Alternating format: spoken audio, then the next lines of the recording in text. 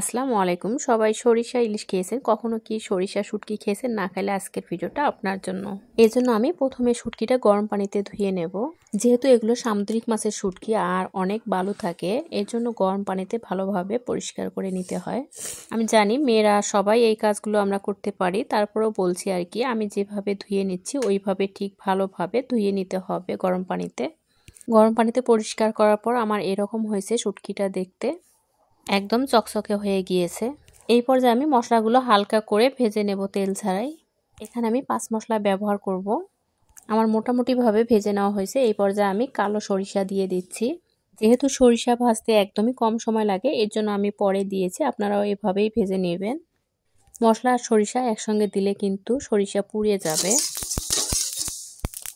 সরিষার যে একটা ঘ্রাণ থাকে সেটা আপনারা পাবেন না। এই পর্যায়ে আমি কড়াইয়ে পরিমাণ মতো তেল দিয়ে দিচ্ছি। আলুগুলো আমি গোল গোল করে কেটে নিয়েছি, আপনারা আপনাদের পছন্দ মতো কেটে নিতে পারেন।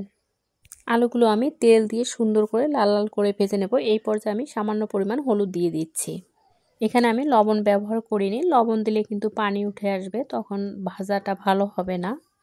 আপনারা অবশ্যই দেখতে পাচ্ছেন আমার আলুর কিন্তু কালার অনেকটাই চেঞ্জ হয়ে এসেছে। আলুগুলো এখানেই 50% সিদ্ধ করে নিতে হবে। আলুটা কিন্তু আমার ভেজে নেওয়া শেষ। এই পর্যায়ে আমি তুলে নিচ্ছি। এখানে আমি বেশ কিছু পেঁয়াজ এবং রসুন কুচি নিয়েছি। যেহেতু আলু ভেজে নেওয়ার সময় পর্যাপ্ত আমি তেল দিয়েছি, তাই এখানে সামান্য পরিমাণ তেল দিয়েছি, আর এতটুকুই যথেষ্ট। এখন শুটকিটা সুন্দর করে ভালোভাবে তেলে ভেজে নিয়ে আমি কিন্তু সামান্য পরিমাণ পানি দিয়ে দিলাম। এখন আমি সরিষা আর মশলাটা ভালোভাবে বেটে নেব। একদম মিহি করে বেটে নিতে হবে। আমার বেটে নেওয়া শেষ। এদিকে শুটকিটাও আমার অনেকটা কষিয়ে নেওয়া হয়ে গিয়েছে। শুটকি ভালোভাবে না কষিয়ে নিলে কিন্তু খেতে তেমন ভালো হয় না। এই পর্যায়ে আমি আলুগুলো দিয়ে দিচ্ছি।